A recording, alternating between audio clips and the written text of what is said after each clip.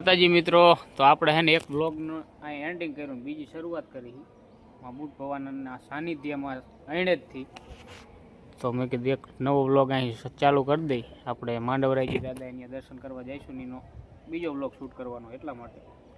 તો બ્લોગ પૂરો જોઈજો. આપણે ક્યાં ક્યાં જઈએ ને તમને બ્લોગમાં જોવા જડશે. થી નીકળી સીધા ગણપતપુરા બાજુ. તો બ્લોગમાં બન્યા રહીજો, સીધા ગણપતપુરા તમને લઈ જાઉં.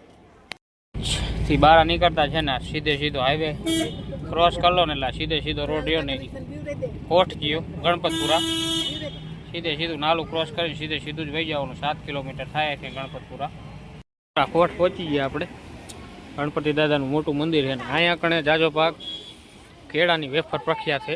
બધી જગ્યાએ છે ને કેળાની વેફર જ તમને જોવા જશે. કેળાની વેફર અહીંયા મોટા પ્રમાણમાં મળે છે. દાદાનું મંદિર કોઠ ગામ દર્શન કરી લેજો બધા. બહારથી કંઈક આવું મંદિર દેખાય છે. મોટું મંદિર છે ગણપત દાદાનું.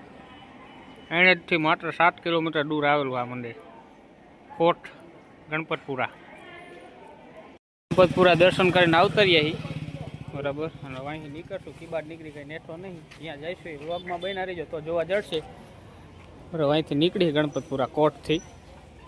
એવો સ્ટોપ લઈ લીધો છે નાસ્તો કરવા માટે. આ બાજુ સીએનજી પંપ છે પણ આપણે સીએનજી ફૂલ છે અને સીએનજી નહીં પુરાવી. નાસ્તો વાસ્તો કરીને નીકળવી. પછી એક્સિડન્ટ હે લાઈવ જોઈ જજો. આખી ગાડી પલટી થઈ જઈ હાઈવે ઉપર. લાઈવ અકસ્માત.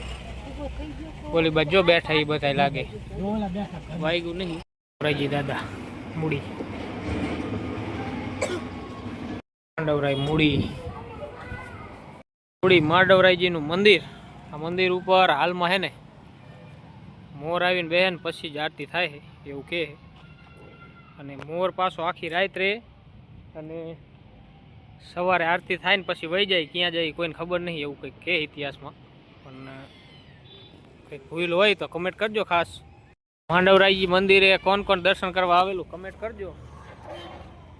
ખાસ કમેન્ટ કરી નાખજો કોણ કોણ દર્શન કરી ગયો. અહીંયા હોપારીની અને ગોળની માનતા થાય છે. ગુમડા કે એવું થયું હોય ને તો. અને કોણ કોણ ના આવ્યું એ કમેન્ટ કરજો ને કોમેન્ટમાં ખાસ જય માંડવરાયજી લખી નાખજો.